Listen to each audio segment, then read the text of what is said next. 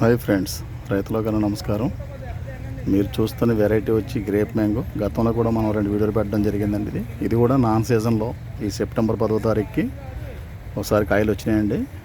చూడాలి, ఇంకానే స్టడీ చేయాలండి. ఇంకానే ఇంకో 2 ఫీల్డ్లు చూస్తేనే కానీ సీజను నాన్ సీజన్ కూడా వస్తే ఇంకా మంచిది. సీజన్ చూసాం, బాగానే వచ్చినాయి. నాన్ సీజన్లో కూడా వచ్చినాయి. మరి చూద్దాం ముందు ఎలా ఉంటుందో.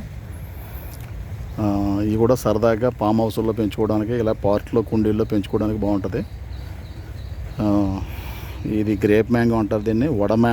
వడమాంగ అని చెప్పేసి కేరళలో ఒక రకమైన పచ్చడి పడతారండి. చిన్న చిన్న పిందిలతోటి, లేత పిందిలు, జీడి పిందిలతో కాయలా ఉండగానే పచ్చడి పడతారు.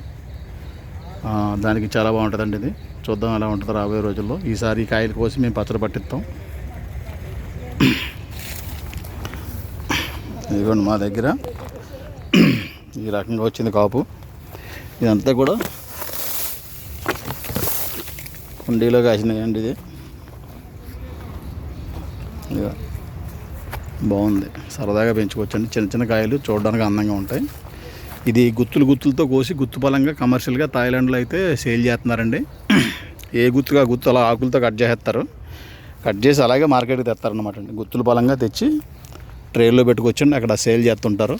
నేను పచ్చికాయలని ఉప్పు కారంతోనూ ఏదన్నా మిరగాయలు పచ్చడి లాంటివి చేసుకొని అందులో కలుపుకొని తింటుంటారు అక్కడ, వాళ్ళకి అలవాటు.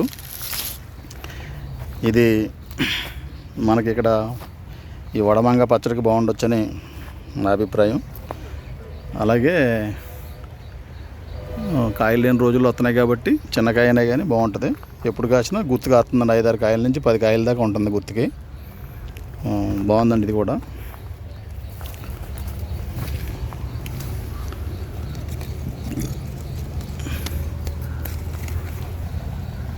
ఈ సైజు వస్తాయి అనమాట కాయలు, అంతే. చిన్న ద్రాక్ష పళ్ళు లాగా గుత్తులు ఉంటున్నాయి కాబట్టి గ్రేప్ మ్యాంగో అంటున్నారు. బాగుంది ఇది. స్మెల్ అయితే సేమ్ బంగినపల్లి.